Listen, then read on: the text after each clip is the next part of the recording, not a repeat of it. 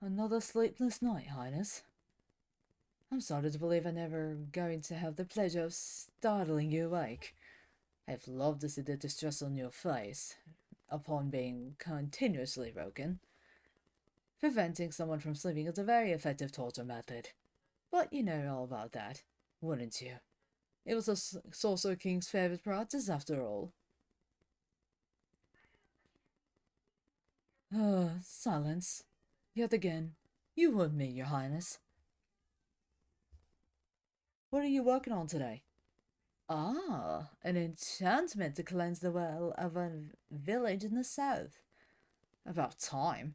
Those people and their livestock have been relying on rain for far too long. My apologies. I will back away.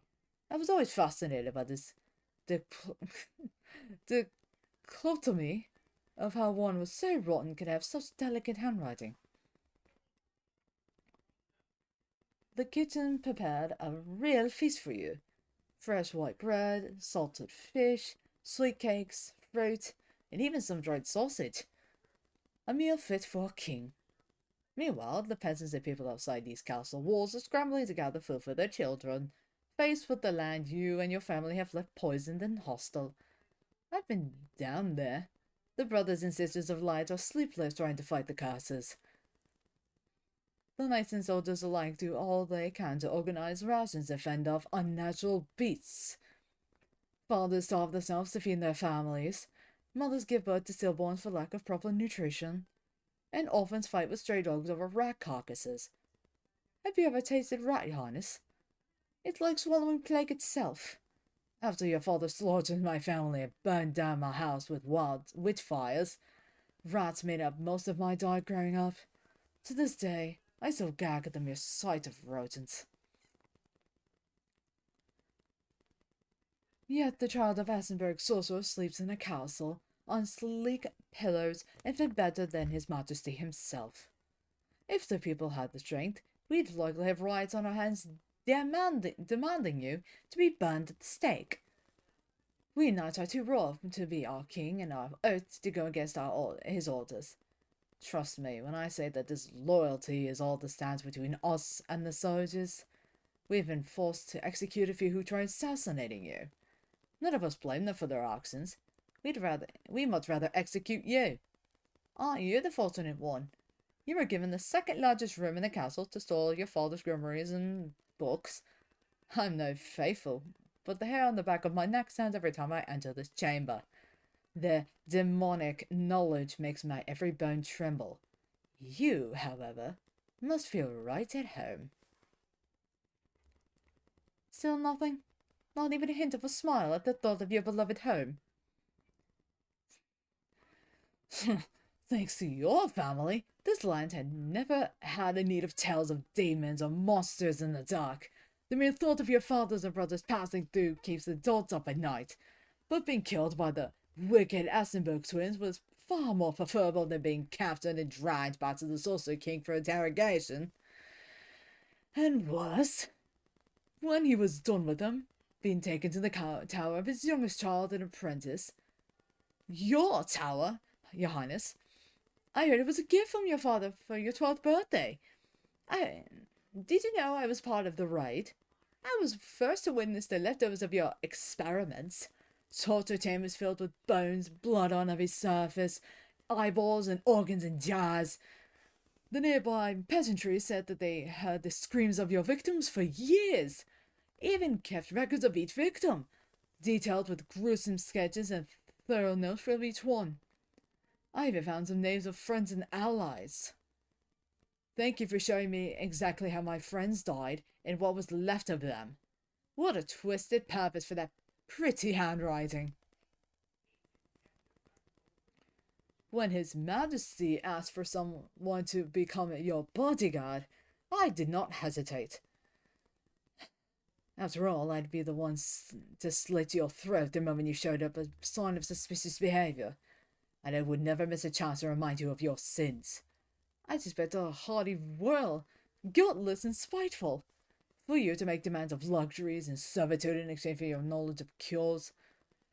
How I relish the idea of tormenting you, humiliating you, watching you scrum at every act of penance you'd be forced to perform. Instead, I was met with the husk of a person, tired face, unfeeling, marked with permanent dark circles and pale as a ghost, following every order without complaint like an animated puppet. Surely this was a trick to lay low until you could use your knowledge as a bargaining chip to slowly pick up where your father left off. How I relish in the idea of torturing you, watching you scrum at every act of penance you'd be forced to perform for your enemies. But add salt to injury, you ate nothing more than tasteless gruel and roots. You stay awake for days on end, breaking down counter spells and crafting purification rituals till you collapse from exhaustion. From going as far as taking upon yourself curses that would kill those 2 weeks to survive. You never complained once when they bring you to the edge of death. And the instant you recover, do it all again. You only ever wear black as if you're in mourning. What do you have to mourn for?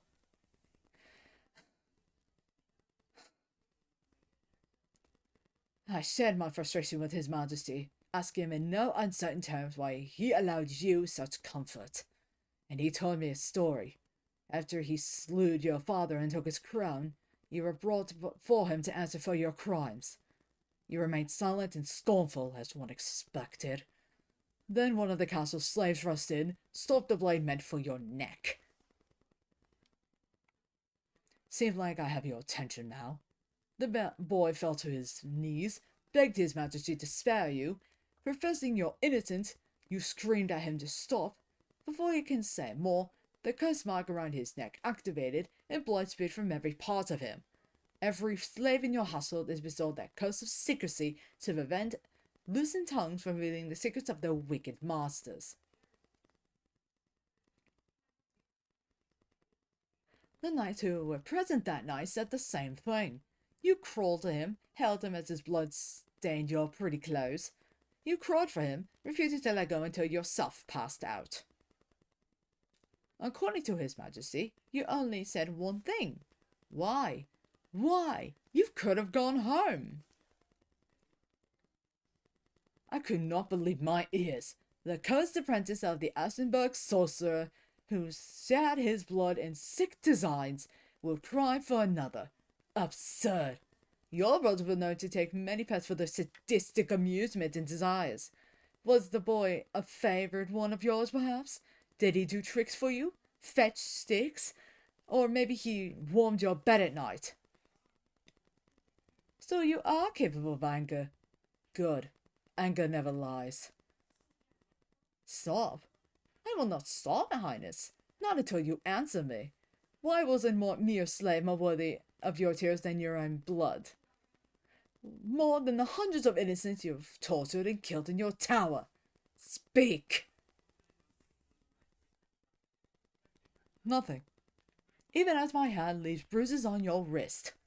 You won't fight back. You'd let me do anything to you, wouldn't you? Throw you down, break your bones, cut you, brand you, force myself on you. Why? Why does an Ashenberg witch feel guilty? Look at me! I was 10 when I lost everything. I heard the goddess call upon me, promising me vengeance for my pain, justice for my dead kid. I'm finally here, closer than ever to what I'm owed. Anger, raw and all-consuming. And you're crying for another, no less. I know tears. I've seen so many thought out for years. Throughout the years, despair, horror, tears, anger, guilt, suffering. The latter I've seen the most. Why are you suffering? You do not flinch at the sight of curses or gore. You do not react to the slightest insult. You accept any order, so why does the mere mention of that boy sadden you?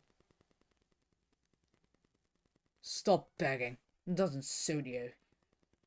Hasn't he not spoken? You'd have been executed then. You'd have been executed then. And then and there along your wretched kin. And he'd have lived finally free of your father's tyranny.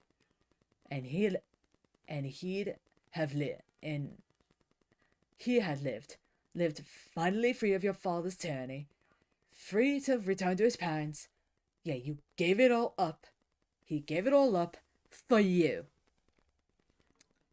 Well, you have nothing else to say? If, against all I believe and all my instincts, you are innocent, why won't you speak up? After His Majesty's revelations, I went to consult the Order of Light. Everything we found in your tower was entrusted to their archives, so they could be studied then destroyed. The keepers in the charge were confused, to say the least. She could sense no darkness coming from your grim records. Every one of your collected bones, blood jars, and organs were indeed human, but taken from corpses. Your decorative bells were enchanted to produce horrendous bone-chilling screams and cries were taken. The faithful thought you might have enjoyed those as one enjoys music. But otherwise, she could not sense no affected aura or miasma typically left by dark magic. This is the book the boy brought with him to defend you. Another of your many journals, detailing the experiments and sketches of your research at the tower. In my preparation for the war, I've learned the basis of dark magic and a few spells to counter it from the Order. I was never any good at magic, but there was one spell I did manage to master, the one that makes illusions fade away. Luxium! Hidden behind illusions of wicked research and gore. Hidden records of your father's victims. Their names, birthplace, sketches of their faces. Why they were brought to the sorcerer, nothing your family cared much about. And under the crime section, notes about the procedures they went under at the tower. I've witnessed countless times the monstrous mutations your father made of his victims, morphing their bodies into whatever beast-like shape he pleased. But according to these notes, he only changed their faces and altered their memories. You never killed anyone, did you? Why'd you shake your head as if I do not hold the proof? I've seen your handwriting too many times to not recognize it. All these people your father gave you to torture and murder, you instead gave them new faces, new memories, and set them free. You set up your tower to give the illusion of horror and death, and had enchanted bells to mimic the screams of your so-called victims, so no one could be the wiser, and you'd have played the role of the wicked witch to the end, until one person who knew the truth intervened. Now you burn the proof of your innocence? I did not understand, Your Highness. It's as if you want to be punished for those crimes. You offered your neck to the hero upon your family's defeat. You could have thrown yourself out of a window or let yourself get poisoned. Yet you persist. What was his name? Elroy. And he died because he spilled the secrets of his master. Your secret. Is that why you endured guilt for a wasted life? One of many. Have others died in your service as he did? You want to atone for all those you could not save. You cannot mean your father's victims. Not even His Majesty, the hero who freed us all, could save everyone.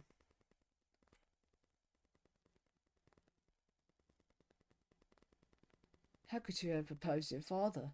You quitted your tower at the tender age of 12. You could have saved innocents of the clutches for over a decade. But you were but a child. The proof is in your many journals behind a mere concealment spell. Highness, the sorcerer loved no one but his demonic arts. Even by his children were mere pawns. Either they served him or he was as he pleased. like the twisted twins, or were just another rat for his experiments? Weren't you yourself merely his apprentice? A useful assistant to his dark design?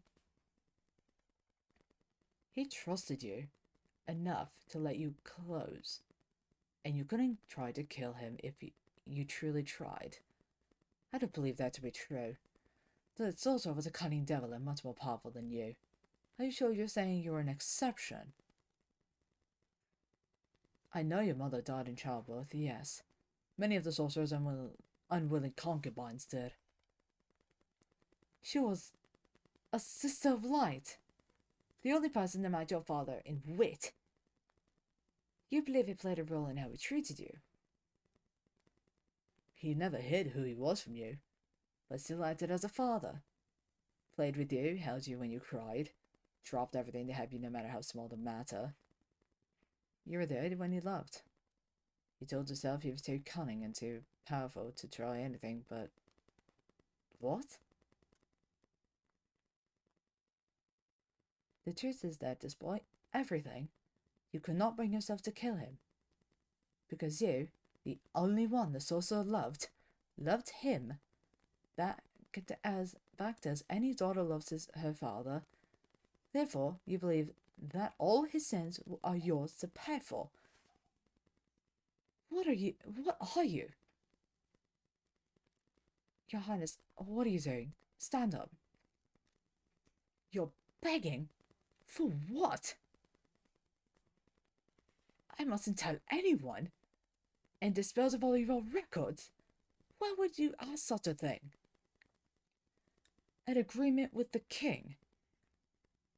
You will help rid the land of the curse and miasma your father's magic are behind. Yes, that is why his majesty spared you. More to it, you say? Once the land has been healed and the people free to prosper, his majesty must execute you? Must? Yes, I did say that people are frightened and suffering still, so much so that they might turn on each other out of fear and sheer survival instinct. What are you getting at? They must have a common enemy, someone to hate and blame, someone to take all their anger, so they might become strong together again? So a united nation may be reborn from the wake of the Eisenbergs. You'd die for this cause. Stop talking. Fate truly is cruel, to rob me of my anger for over a year. I believed I was finally paying it back for everything taken from me. Or taking everything from me. I taunted and tormented you, served you rotten food, let yourself be spat on by angry passerbys. Despite your lack of protest, you relished in knowing I was getting a silver of revenge for my pain. And now, I learned that the last of the Attenborough witches, my one chance at vengeance, is willing to die for sins uncommitted and to save this dying kingdom. Why does my anger go now? Mother of light, anger now, mother of light. Is this all to show me what I've done? A failure of a man who torments the innocent as my enemy did?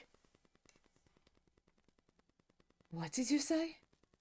You could erase my memory, make me forget what I've learned? You'd allowed me to return to blissful ignorance and kept tormenting you until the end? It would be better for both of us. No, enough. Spare me your kindness. I don't think I can handle any more. Take my hand, Your Highness. Please stand. How many know of this arrangement? His Majesty, as well as the 3 knights and the Sister of Light who were present that night. I see. I suppose that makes 6 of us now. Yes, Highness. I will keep your secret. I will help you erase all proof of your goodness in this world, and let it despise you. I will guard you until you rid this world of its wrath, no matter how long it takes. And for your own atonement, I will remain by your side always. I will shield you from harm and be your sanctuary from your burdens becomes too heavy. When your burden becomes too heavy, I will be a witness to the kindest sacrifice this world will never know about. And if it pleases the gods, I will be by your side to the end. I care not what others will think. Let them believe me to be bewitched or mad. My orders are to protect you and your work. After all, if you, the Essenberg's heir, can endure such penance, then I will endure mine. A friend? Yes, Highness. If you'll allow it, I will be your friend. Here, take this. Dry your ears, and eat while the food is still warm. And please, no more restricting yourself. You'll need all your strength. Huh? Oh, it's nothing. I'm only noticing how lovely your eyes are. If only I'd care to look for the soul within them. Would you care for a cup of wine? After all this, I think we both deserve a drink. Very Harness. I'll be sure to ask the kitchens for the cheapest one. I will return shortly.